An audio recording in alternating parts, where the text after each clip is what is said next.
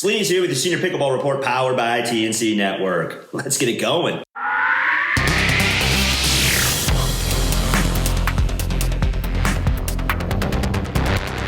Today in our People of Pickleball series, we speak with actor Michael Toe. Michael has been in television shows like Law & Order.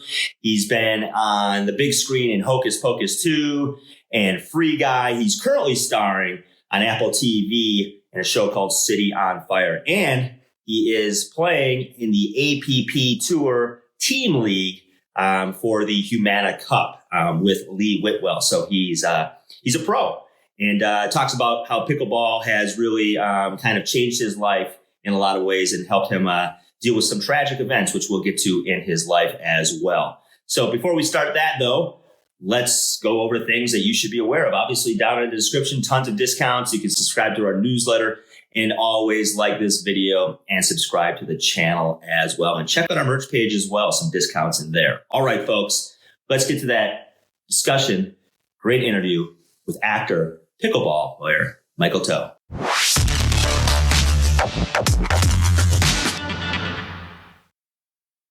Actor Michael Toe, welcome to the Senior Pickleball Report, Mike. Hey, Sleeves. Thanks so much for having me. Appreciate it. Yeah, absolutely. I mean, lots to talk about. Obviously, been all over the small screen, the big screen. Currently in a show that I watched episode 1 last night, City on Fire on Apple TV. It's got me hooked already. Really cool opening episode. So we'll get to all of that. But let's talk about really because, this is a pickleball report and this game has swept the nation and is going global very fast. But talk about how it captivated you because, you're a busy guy and this is a game that pulls everybody in from all walks of life. Well, yeah. So I was a tennis player, played in college. My family's a family of tennis players. Okay. My sister was a world ranked tennis player and she's a professional now and on the regular tour. And so my brother, during COVID 2 years ago, late at the end of COVID, he set up we had a family dinner and he set up, on his driveway with chairs no net. So we had chairs for the net. Since then we were hooked. And so we started, started to find out ways to play the game and different ways to, get started. But then, and as we got rid of maybe about 2 months in, I ended up having, an injury and was out for about 6-7 months. Maybe it was 3 months in and then out for 6-7 months. So what happened was my sister got way ahead of it. And but she's a great player, but it's been great because what's been happening is she's been a great person for me to kind of take the steps for, as you learn the switch off to not just do the third shot drives and adding some drops and working on, at all the parts of the game as we evolve and learn it. She was 6 months ahead. So it was a perfect scenario. So every time that I got to another level of something, she's like, well, this is what I went through. And sure enough, I then dealt with what she dealt with, 6 months later. And so right. We're hooked. I'm on the APP Humana Cup team. Right. And that's been, really a dream come true to play a professional sport. Yeah, obviously, playing at the APP level with the champion senior pros is no joke. You have to have some game to play there. Otherwise, you're just going to get embarrassed.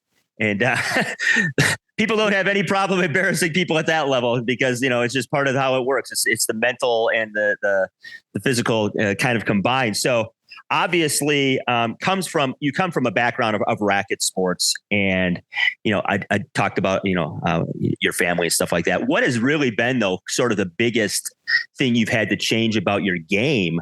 Because this is a different sport. And people find that out pretty quick, even if they have an extensive racket background in some other sport. So what was the biggest real challenge for you coming from tennis? It was really about just the fact of not just resorting to power and how much blocking is a factor, the consistency, the angles. Not that that's not an issue for tennis, but but really kind of controlling kind of the depth of shots and not always, keeping people back, but then the vice versa too. Times when you're on a speed up and you can, and actually the better speed up actually is something where you can take a little off pace a little bit. Right. Those things were, it's counterintuitive, in general, like tennis, once it's up in the air, you're going to put all your power in and put that ball away, and usually when you're putting it away, it's not coming back. But this game we're here, it's like, you're going to have people who are so fast hand speed coming right back at you. And so now it's all right, well, now it's not just about just hitting it hard. It's and the points, I kind of talk about it with tennis. Sometimes you have those amazing points that you see that, the person dives and this, and it jumps and the ball's up and the person runs across. Right. That happens in tennis in kind of the, average level of tennis, maybe every once in a while. That happens every game for pickleball. It does. Sometimes every point. Yeah. Right. So that's what I've noticed a lot. Right. Very cool. So obviously, the APP Humana Cup is new this year, and the senior game has really sort of exploded. If you look at people that are playing 50 plus, obviously there's a lot of opportunities. I would argue there's more opportunities for really senior champion level players to play in leagues and tours than there are for the open pros. I mean, if you look at obviously the Senior Pro Tour, which just started last year, National Pickleball League, Humana Cup, and you can play the APP in their draw tournaments at the senior level, and the PPA as well. What are your thoughts really as the game grows? Really, sort of being someone who's in an age group where there are all these opportunities. For me, at being in my 50s, it's almost surreal that we have these opportunities as people who is sort of our second time around at a sport.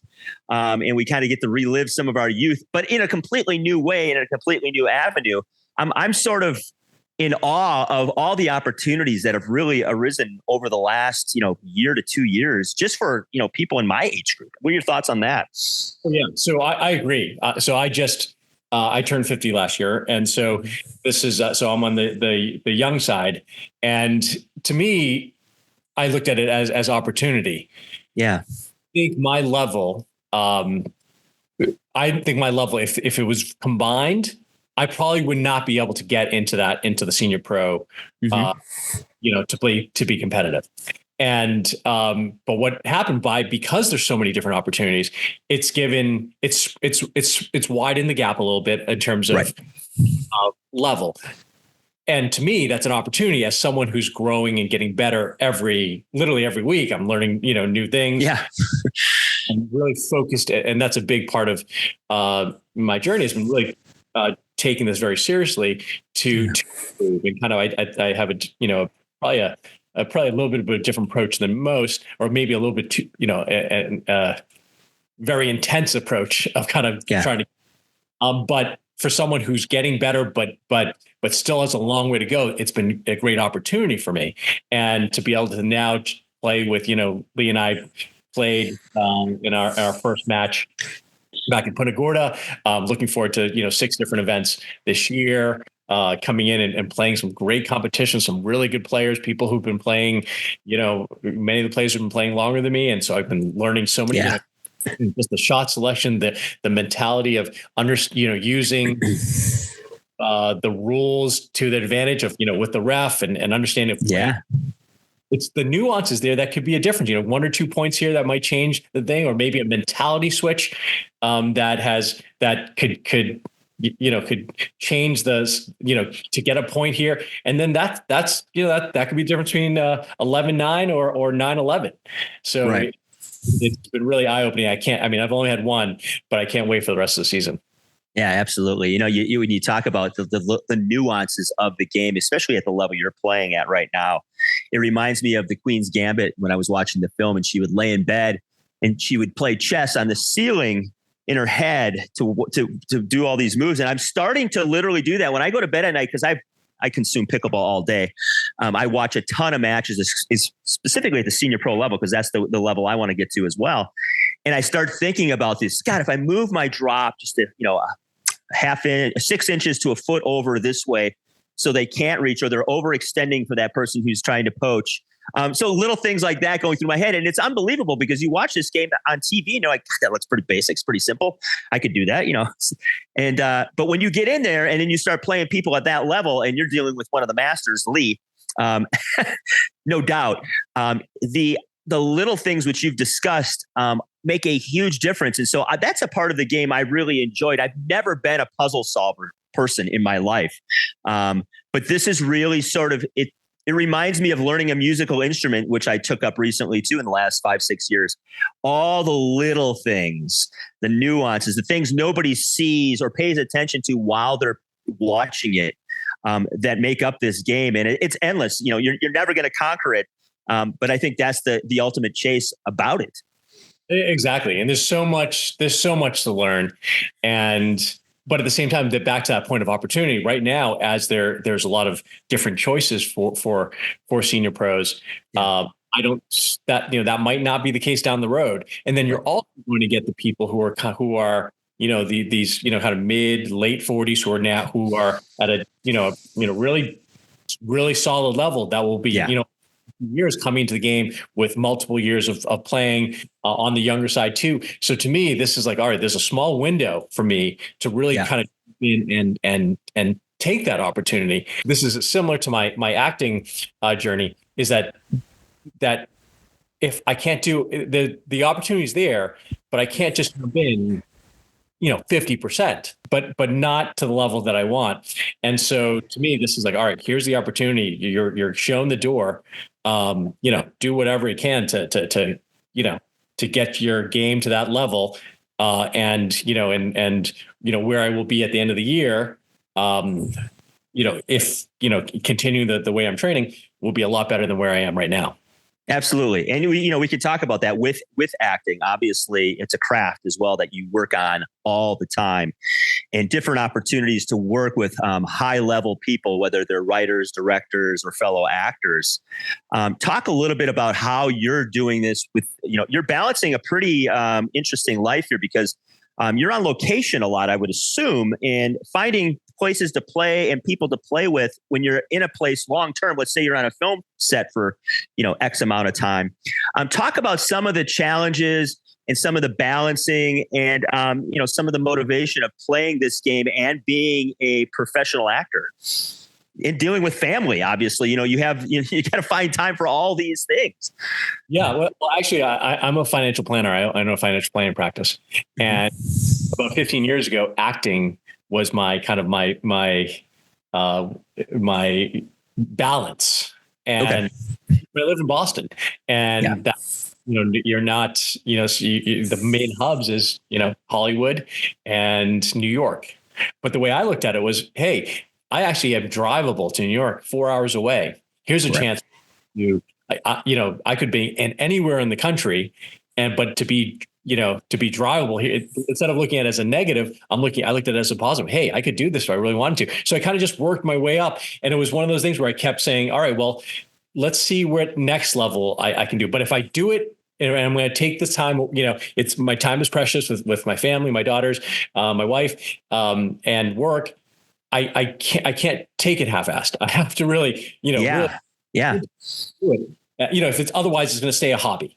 And I kind of took that approach by really studying and really honing my craft, not just from the craft side, which I always my shoulder that I didn't have the same training as other people, because I came into it in my 30s, but then coming into it with a mentality of I just need to learn I need to catch up and learn as much as I can and work harder than people, because if I don't, how am I going to compete to someone who's been doing it for a lot longer than me and who's has the theater conservatory? And so that kind of is what the way I've taken my acting career, and it's done really well the last 6 years. It's gone to a national level. And so I kind of take that same approach with pickleball. And to me, it's the ability to balance a lot of these different things. And so if I can go on set, I was on set last night on a show called Raising Canaan on Stars, and, but when I can go there and then all of a sudden have a conversation with some of the other actors about pickleball, we kind of go, and I bring my paddles. Right on. A few times where, people they've heard about it, they've never tried it. So I'm like, and there's a lot of downtime. So I take out the paddles and we kind of, there's a few scenarios where we've, kind of taught them how to play. But then there are other sets. Law and Order, I was on with Chris Maloney, who is a top athlete, but who's into really getting into pickleball, and so we kind of went off, during different shoots one day, and then kind of went to hit and different play, and kind of here's something where about acting, but now the flip side is I can teach them all about pickleball, and so it was a great. And it's been really fun. And it's a sport that so many people are so excited about, wanting to learn more, or if they're into it, they're passionate about it, they are passionate. And right away, you've mentioned it, there'd be so many different types of people from all different lives, but we can combine together with this one love of pickleball. Commonality, hard to to make bridge, kind of bridge that the differences there, and pickleball has been fantastic for that. So whenever I'm on set, I try to kind of bring in the pickleball side while doing the acting stuff that I love, and to me that's a perfect balance. Yeah, absolutely. I mean, obviously, everybody's jumping in on it, and I think you touched on a very important point, which I try and bring up in most interviews if I can, is the communal side of this game, and where we are in the world right now, and we are desperately in need, I think, of some connection, with one another again. And a game that popped up, been around at that point 50 plus years, and then the pandemic hits and it really explodes. I think really, kind of testifies to that we are yearning, not only because there was a pandemic, but, social media, we're all on our devices, we're all living these kind of bubble lives. And then to walk outside on a court and do this activity of a game that, has a really nice entry level point, like you can get pretty good pretty quick and know what you're doing, is pretty amazing. And I'm still blown away by because my wife taught this game in PE, I was she told me about it 20 years ago, and I was like, oh, that sounds cute. She just didn't want her kids to have to chase a tennis ball over the fence because they couldn't control it. And I never thought anything of it. But then, like anybody else, you think back and you're like, God, if I would have started 20 years ago, just think what I could be now, Exactly. Oh, yeah. So I love that you bring that up, and, you can have these conversations and these, pickleball dates with, people that you're going out and working with, and kind of bounce ideas off each other about each other's game. And then obviously, having the acting in common as well. Sleeves here with the Senior Pickleball Report, reminding you to check out our podcast, People of Pickleball. That's where I speak with all the people in pickleball, the industry, players, team owners, apparel creators, people that run organizations, people that create apps, you name it. We're talking to them on People of Pickleball. It's in the playlist of our YouTube channel. It's our podcast. Check it out. Lots of good information there, and lots of really cool folks doing amazing things. You can also catch our podcast on Spotify and Amazon. Check out the link in the description. Talk about a little bit, I watched City on Fire last night on Apple TV, and I watched episode 1 in the hopes of seeing you. But then I looked further down, and you're a couple episodes in. Yeah. And obviously, what's happened in your life and that role.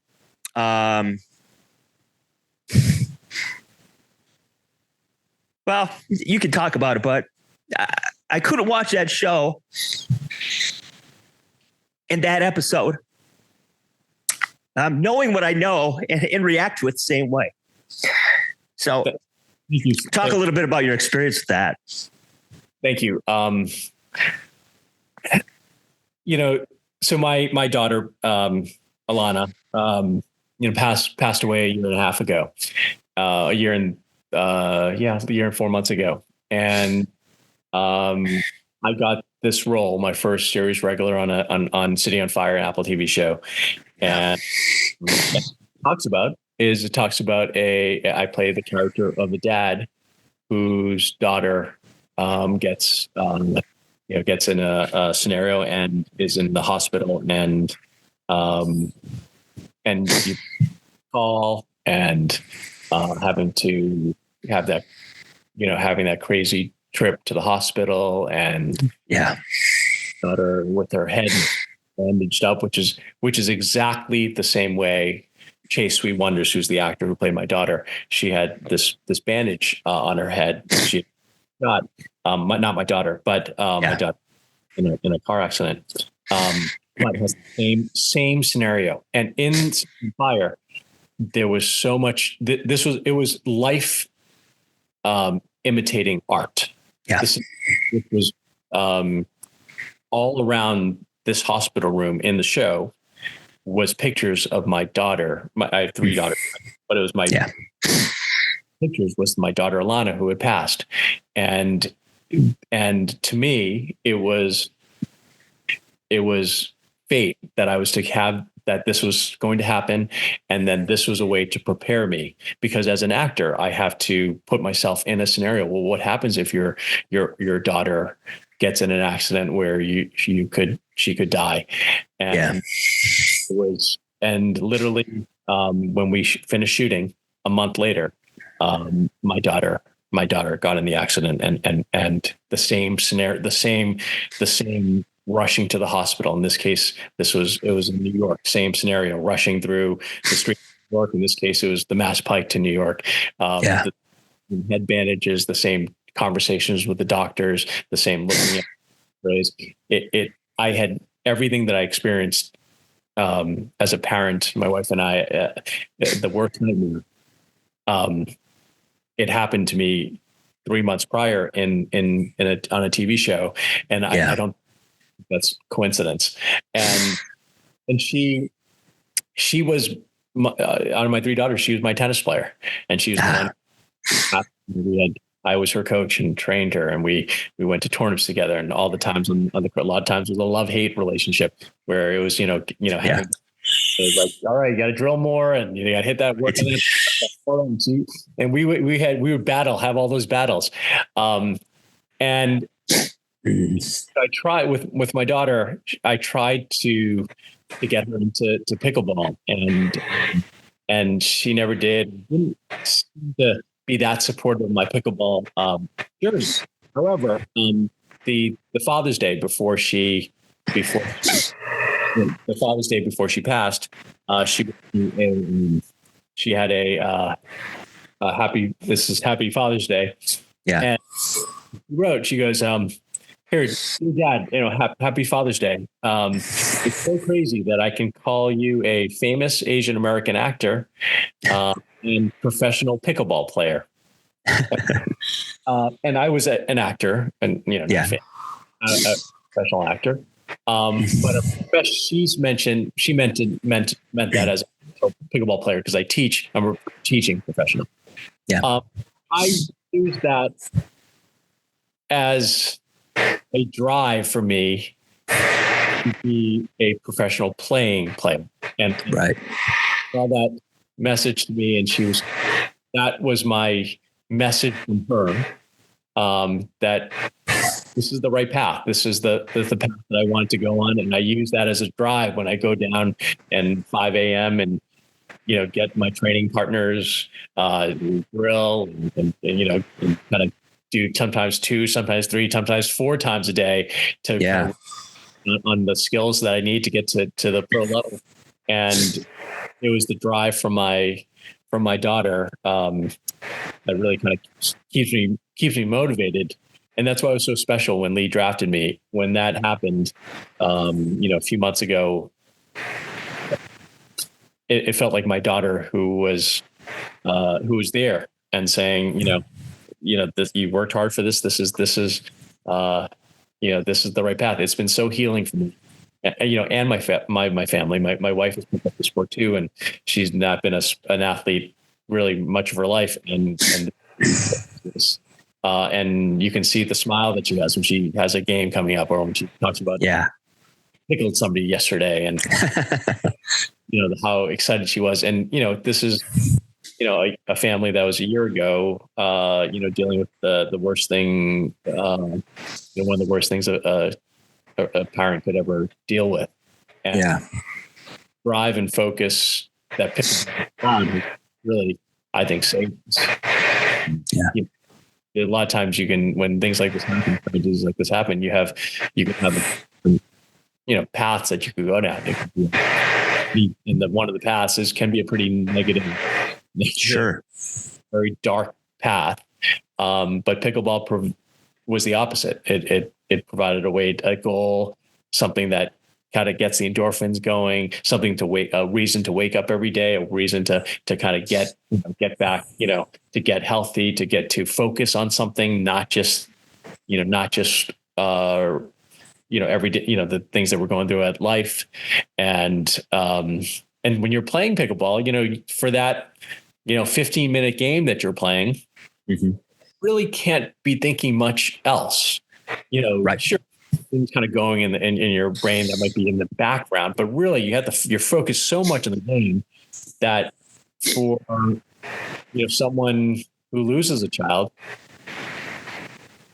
I needed that space. I needed that space to away from life to focus on something else. And I think that was really helpful to help my healing. And, it's a never ending thing that I'm going to have to deal with, tragedy that I'm going to have to deal with. But I think pickleball has really helped me get through, and my family get through these really, really tough times. And then when you see a letter like that from my daughter, it just ties in that is the path for me. And that's why I train so hard. I know I have a long way to go, but I'm going to be here compared to where I'm now. I'm going to be a lot better. Yeah. And the people who might have been able to beat me, the last few months, we'll see if they can beat me at the end of the year. Right. I say that in a positive way. I see it in a driven way, competitive way, but it's the drive. It's not really about the win. It's more about using it as a drive to have a goal that takes me a little bit away from what happened. Yeah. I appreciate you sharing, Michael, and you hit on, I think, so many really good points. And one of them obviously is I think it's hard in this day and age to be present.